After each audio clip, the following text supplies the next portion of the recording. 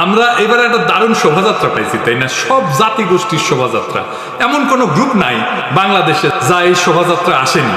এইটাই আগামীর বাংলাদেশ। আগামীর বাংলাদেশ বাঙালির না, আগামীর বাংলাদেশ বাংলাদেশে বসবাস করা সব জাতি গোষ্ঠী। তারপরেও পন্দের আলো লিখে বাঙালির প্রাণের উৎসব। মাসুদ ভালো হবে কিন্তু পন্দের আলো ভালো হবে না।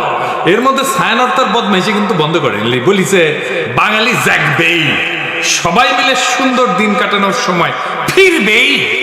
বুঝেছাও? ফিরবেই, ফিরবেই মানে সময়টা চলে গেছে। আবার আপা যখন চট করে ফিরে আসবে তখন আবার সুন্দর দিন কাটাবে। আগে কি সুন্দর দিন কাটাইতাম, এখন কাটাইতে পারতেছে না। আমি জানতাম এই বদমাইশি এরা করবে। ছায়ানট ভালো হইতে পয়সা লাগে না। ছায়ানট ভবনে গেলে ছাগলের খোয়ার বানাবো, সামে চিকনে আমি বয়ান ফেরি করলে। এই জন্য বলছিলাম কি কয় কি গায় সেটা আগে থেকে দেখে নাও। যাই হোক, এবার আসি রাজনীতিতে। প্রথমে ঐক্য নিয়ে কথা বলি। হাসিনার বিরুদ্ধে লড়াই যারা করেছি তারা কেন ঐক্যবদ্ধ নয়? এটা একটা সাধারণ মানুষের প্রশ্ন। এই প্রশ্নটা সঙ্গত, আর এটাও সঙ্গত যে আমাদের ঐক্য থাকারও কথা না। দ্বিতীয় বিশ্বযুদ্ধে হিটলারের বিরুদ্ধে আমেরিকা, রাশিয়া, ব্রিটেন একসাথে লড়াই করেছে। এদের বলা হয় যে মিত্র বাহিনী। তো হিটলারের পতন হওয়ার পরে রাশিয়ার আমেরিকার মিত্রতা কি থাকিছে? থাকে না। এই দুই শক্তি ঠান্ডা যুদ্ধে লিপ্ত হয়েছে, তাই না? অত দূরে যাইতে হবে না। 1990 খালেদা জিয়ার হাসিনা ঐক্য ছিল না, তারা একসাথে এরশাদকে হটানোর লড়াই করেছে না, থাকছে ঐক্য? থাকে না। হাসিনা বিরোধী ঐক্য নষ্ট করার দায় পড়ে বিএনপি। প্রথমে শুরু হইলো টেম্পু স্ট্যান্ড দখল, এখনো চলিচ্ছে। দেখেন তৃণমূলে নিজেরাই দখল নিয়ে মারপিট করিচ্ছে, আর বুড়ারা আছে ক্ষমতায় যাওয়ার জন্য নির্বাচন নির্বাচন নির্বাচন করে মুখে ফেনা তুলে ফেলেছে। গণতন্ত্রের জন্য নাকি নির্বাচন লাগছে, ডিসেম্বরের মধ্যেই নাকি নির্বাচন লাগছে। এই ডিসেম্বরের আগে বাংলাদেশের জাতীয় সংসদ নির্বাচনের ব্যবস্থা করবেন। শুনে এই সালাউদ্দিন সাহেব আগে কি কইছিল? আমরা সময় বেঁধে দিতে চাই। সুতরাং গণতান্ত্রিক প্রক্রিয়ায় ফিরে যাওয়াটার বিষয়টি অগ্রাধিকার। তো সেই হিসাবে আমরা কোনো নির্ধারিত সময়সীমা রেখা আমরা বলতে চাই না। শুনেছেন? তো এখন সময় বেঁধে দিতে চায় কেন সালাউদ্দিন সাহেব? ইন্ডিয়ানরা কয়ে দিছে আপনি তো 9 বছর ওদের আতিথেয়তায় ছিলেন, আপনার দলের লোকেরাই তো মনে করে আপনি কম্প্রোমাইজ। আপনি ভারত সরকারের আশ্রয় থেকে রাজনৈতিক কর্মকাণ্ড চালাইতেন। কেমনে কেমনে আপনারা চালাইতে দিত? আপনার দলের লোকেরাই বলেছিল। দেখেন কি লিখিছে, বিএনপির নেতা কর্মীদের বড় একটা অংশ এখনো সালাউদ্দিন আহমেদকে পরিপূর্ণভাবে মুক্ত বা স্বাধীন বলে মনে করেন না। তাদের যুক্তি, সালাউদ্দিন আহমেদ আদালতে খালাস পেয়েও দেশে ফিরতে পারছেন না। তিনি দীর্ঘ 9 বছর ধরে ভারতে আছেন। সেখানে কতটা প্রভাব মুক্ত থেকে তার পক্ষে শক্ত রাজনৈতিক ভূমিকা পালন করা সম্ভব তা নিয়ে অনেকের মধ্যে সংশয় আছে। ভারতে যখন উদ্ধার হয়েছিলেন তখন আপনার দেওয়া স্টেটমেন্ট নিয়ে বিবিসিও সন্দেহ করেছিল। আপনি বলেছিলেন মুখোশ পরা লোক আপনারা ফেলাই গেছে, নিজেরও মুখ ঢাকা ছিল। তো প্রশ্ন করেছিল মুখ ঢাকা থাকলে আপনি কেমনে দেখলেন মুখোশ পরা লোক ফেলাই গেছে আপনাদের? যাই হোক, এই বিষয়ে পরে আসবো, আরো মেলা আছে। তারপরে তো এস আলম কেস আছেই। মানুষে মনে করে এস আলমের ব্যবসা এখন সালাউদ্দিন সাহেব দেখে। এমনি গাড়ির চুরি ছিল, তাই না? সালাউদ্দিন সাহেব যখন ধরা পড়েছিল না, তখন এস আলমের ব্যাংকের এক ম্যানেজারের বাসার থেকে ধরা পড়েছিল। এস আলমের সাথে আপনার এত খাতির কেন সালাউদ্দিন সাহেব? আবার সালাউদ্দিন সাহেব কইছে বারবার মনে করাই দিবে প্রফেসর ইউনূসের সরকার অনির্বাচিত। কিন্তু একটি নির্বাচিত সরকারের বিকল্প তো আপনারা হতে পারেন না, আপনারা অবশ্যই অনির্বাচিত। সেটা প্রতিদিনই আপনাকে স্মরণ করিয়ে দেওয়া হবে। কেন সালাউদ্দিন সাহেব মনে করাই দিতে হবে কেন? প্রফেসর ইউনূসের সরকারকে আপনার মতো ডিমেনশিয়া আক্রান্ত, আপনার তো ব্রাহ্মী রসায়ন খাইতে হবে। দেখেন কতজন আওয়ামী আমলের নির্যাতনের শিকার হয়ে মারা গেছে তার সংখ্যা আপনি বলতে পারেন না। শোনান এডিটর সাহেব। প্রায় 2600 কতজন আমার ঠিক মনে নাই, মোর দেন 2600 রাজনৈতিক নির্যাতনের শিকার হয়ে আওয়ামী সন্ত্রাসীদের হাতে এবং সরকারি বাহিনীর হাতে নিহত হয়েছে। প্রধান রাজনৈতিক দলের প্রধান মুখপাত্র, যার রাজনীতি করা ছাড়া আর কোনো কাজ নাই, সে শহীদের সংখ্যা ভুলে যায়। শুধু শহীদের সংখ্যা ভুলে যাওয়া না, 24-এর বিপ্লবকে বিপ্লব বললে স্বীকার করতে চায় না। শুনেন এই সালাউদ্দিন সাহেব এর আগে কতবার এই আগস্ট বিপ্লবকে বিপ্লব বলিছে। দেখেন কক্সবাজার আরও 2 সন্তান এই জুলাই আগস্ট বিপ্লবে শহীদ হয়েছে। দেখেছেন? আরো দেখেন জনগণ তাদের গণতান্ত্রিক অধিকার ফিরে পাওয়ার জন্য এই গণবিপ্লব সংগঠিত করেছে। দেখেছেন? আরো আছে দেখেন। পৃথিবীতে একটা নজিরবিহীন ছাত্র জনতার বিপ্লব হয়েছে, সেই বিপ্লবকে পৃথিবীর সামনে দেখিয়ে দিতে হবে এই রক্তাক্ত বিপ্লবের মধ্য দিয়ে। দেখেছেন, বিপ্লব বিপ্লব বলতে বলতে কাইট হয়ে পড়ে যায়। এইবার বলেন যে কয় মাসের মধ্যে শেষ চোখ উঠতে দিচ্ছে, দেখেন কি করছে। এদেশে গণতান্ত্রিক গণঅভ্যুত্থান, ছাত্র গণঅভ্যুত্থান সৃষ্টি করেছে। কেউ যদি এটাকে বিপ্লব বলতে চায় তাহলে আমি দুঃখ প্রকাশ করব, এটা কোনো সামাজিক বিপ্লব নয়। তো সালাউদ্দিন সাহেব, আপনার এটা মুখ না হাসিনার সাথে তফাৎ কি? হাসিনা চোখে মুখে মিছা কথা বলতো, আর সালাউদ্দিন সাহেব নিজে যা বলছে সেইটা 1 বছর না যাইতে যাইতে ঘুরে ফেলছে। ক্ষমতায় গেলে কোনো প্রতিশ্রুতি রাখবে এরা? রাখবে না। তার স্যাম্পল তো এখানে। আর সে কি রাজনীতি সংবিধান এসব বুঝে? এই সমস্ত কথাবার্তা যে কয়, আসেন এটা একটু দেখি। সে বলছে নির্বাচিত সংসদ সংবিধান সংশোধন করবে। শুনে, সংবিধান সংশোধন করবে কে? একটি সংসদ, জাতীয় সংসদ, গণতান্ত্রিকভাবে নির্বাচিত একটি রাজনৈতিক সরকার, একটি জাতীয় সংসদ সংবিধান সংশোধন করার এখতিয়ার রাখে। ওই সংবিধানও বুঝে বাংলাদেশের জনগণ সংবিধান রচনা করবে। অবাক ব্যাপার কি জানেন, বাংলাদেশের মানুষ এই 55 বছরে একবারও নিজের সংবিধান নিজে রচনা করতে পারেনি, একবারও না। বিষয়টা বুঝায় বলি, ধরেন আপনি পরীক্ষা দেবেন, আপনার প্রশ্ন করবে কে? আপনার টিচার তো, তাই না?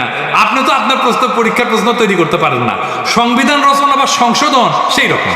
আপনি যখন সংসদে বসেন তখন আপনি সংবিধানের আলোকে তার নির্দেশনায় আইন তৈরি করেন। আইন তৈরি করাই সংসদের কাজ, এলাকার উন্নয়ন সংসদের কাজ না। এলাকার উন্নয়ন পৌরসভার কাজ বা সিটি কর্পোরেশনের কাজ বা ইউনিয়ন পরিষদের কাজ। সংসদ সদস্য আসলে পৌরসভার চেয়ারম্যান মনে করেন। রাষ্ট্র তাই করে, তার মাধ্যমে উন্নয়ন প্রকল্প করে। এর ফলে যাদের উন্নয়ন করার কথা, যে স্থানীয় সরকার, তারাও শক্তিশালী হয় না। আর এই এমপি গুলো ধান্দার মধ্যে ঢুকে যায়। উন্নয়ন প্রকল্প করলে টাকা খরচা করবে এমপি, টাকা মারা যাবে উন্নয়ন প্রকল্প থেকে। যেই সংবিধানের আলোকে আইন তৈরি করবে সেই সংবিধানে সে হাত দিতে পারবে না। তো এই উন্নয়ন প্রকল্পে কেন এত এমপির খায়েশ জানেন? উঠে গেলে টাকা মারা যাবে উন্নয়ন প্রকল্প থেকে। এই জন্যেই এই এমপি হইতেছে। যে সংবিধানের আলোকে আইন তৈরি করবে সেই সংবিধানে তো সে হাত দিতে পারবে না। তাইলে তো সে সংবিধান এমন ভাবে বানাবে যে তার সুবিধা হয়। তাই সংবিধান রচনা করে গণপরিষদ। গণপরিষদের কাজ শুধু সংবিধান রচনা করা। সেই সংবিধানের আলোকে সংসদ নির্বাচন হবে, তখন গণপরিষদ ভেঙে যাবে। বিএনপি বলে আমরা নাকি নির্বাচন চাই না, মিছা কথা। আমরা নির্বাচন চাই, যত দ্রুত নির্বাচন সম্ভব সেটাই চাই, কিন্তু সেই নির্বাচন গণপরিষদের নির্বাচন, যা একটা নতুন সংবিধান রচনা করবে। বরং বিএনপি নির্বাচন চায় না, বিএনপি গণপরিষদ নির্বাচন চায় না। কারণ গণপরিষদ তো তাদের লুটপাটের রাস্তা বন্ধ করে দেবে নতুন সংবিধান লিখা, তাই তারা সংসদ নির্বাচন চায়। আপনারাই বলেন, হাসিনা যে সংবিধান রেখে গেছে, যে সংবিধান খালেদা জিয়া ছুঁড়ে ফেলে দিতে চাইছেন, সেই সংবিধান বদলাইতে চায় না কেন বিএনপি? এই প্রেম কেন হাসিনার সংবিধানের প্রতি, সেটা আমরা জানতে চাই। হয়তো ব্যাখ্যা দেন কেন খালেদা জিয়া সংবিধান ছুঁড়ে ফেলে দিতে চাইছিলেন। সে বলে প্রফেসর ইউনূসের সরকার অনির্বাচিত সরকার। আসেন এটা একটু বুঝে দিই, আগে এটা শুনি। কিন্তু একটি নির্বাচিত সরকারের বিকল্প তো আপনারা হতে পারেন না, আপনারা অবশ্যই অনির্বাচিত। সেটা প্রতিদিনই আপনাকে স্মরণ করিয়ে দেওয়া হবে। সালাউদ্দিন সাহেব 1975-এর 7 নভেম্বর থেকে 1978 সাল 3রা জুন পর্যন্ত জিয়াউর রহমানকে নির্বাচিত সরকার ছিল। দুনিয়ার কোথাও আছে অন্তর্বর্তীকালীন সরকার নির্বাচিত হয়? আন্দাজি কথা বলেন কেন? নির্বাচিত অনির্বাচিত প্রশ্ন আসতেছে কেন? ওই যে ইন্ডিয়া বলে দিছে না আনইলেক্টেড সরকার, এটাই শিখাই দিছে ইন্ডিয়া বিএনপি, তাই জপিচ্ছে। ওই যে দিল্লি রয়টার্সে লেখা হইল না আনইলেক্টেড সরকার, এই যে দেখেছেন, an unelected interim government led by Nobel Peace Prize laureate Mohammad Yunus. ওই যে কইছে না ইংরেজি কিবেন কইছে, ইংরেজি যেহেতু কইছে ঠিকই কইছে। তারপর থেকে বিএনপি জপিচ্ছে আনইলেক্টেড অনির্বাচিত। আরে অন্তর্বর্তীকালীন সরকার তো অনির্বাচিত হয় রে বেকুব। প্রশ্ন হচ্ছে সরকার বৈধ কিনা? জি, এটা বৈধ সরকার। আপিল বিভাগের মতামতে সরকার গঠন করেছে সুপ্পু, তো করে প্রিয় সুপ্পু, বিএনপি প্রিয় সুপ্পু নাকি এখন সুপ্পু তিতা হয়ে গেছে? আইনের কোনো ফাঁক নাই কলে। আর এই সরকারের সকল কাজের বৈধতা দিবে সেটা সালাউদ্দিন সাহেবের দলই হোক বা অন্য কোনো দলই হোক যে আসুক ক্ষমতা। সালাউদ্দিন সাহেবের দলের আসার সম্ভাবনা কম, অন্য দলই হয়তো আসবে। পরবর্তী সরকার ক্ষমতা আসলে যার প্রথম কাজ হবে প্রফেসর ইউনূসের সরকারের সকল কাজকে বৈধতা দিয়ে আইন তৈরি করা। এটা তাকে করতেই হবে, না হলে তার সরকার অবৈধ হবে। বিএনপির সাথে আমাদের সমস্যার নির্বাচন নিয়ে না, বিএনপির সাথে আমাদের তফাৎ হাসিনার ব্যবস্থা টিকায় রাখে আগে সংসদ নির্বাচন, নাকি হাসিনার ব্যবস্থা কবর দেওয়ার জন্য আগে গণপরিষদ নির্বাচন। তফাৎ খুব পরিষ্কার। বিএনপি চায় হাসিনার ব্যবস্থায় থাকুক, আগের মতোই সংবিধান থাকুক। আর আমরা চাই হাসিনার ব্যবস্থা বদল করার জন্য গণপরিষদের নির্বাচন হোক আগে, নতুন সংবিধান তৈরি করি, নতুন সংবিধানের অধীনে সংসদ নির্বাচন। এত নির্বাচন করতেছেন, দলের মধ্যে নির্বাচন করে কমিটি তৈরি করতে পারেন না কেন? আগে ওইটা করেন। নিজের দলের নির্বাচনের কালচার নাই, আর দেশের মানুষের শিখাইতে আসছে গণতন্ত্র আর নির্বাচন। খারাপ হাইসানি হ্যাঁ, আমি না ওরা দেখা যায়। এতদিন কোন কমিটিটা নির্বাচন করে আপনি করতে পারছেন? নিজের কোন কমিটি? নিজের কমিটি করতে পারেন না নির্বাচন করে, আর জাতীয় নির্বাচন নিয়ে মাথা খারাপ করে ফেলছেন। আর ভাই আপনার তো দলেরই ঠিক নেই।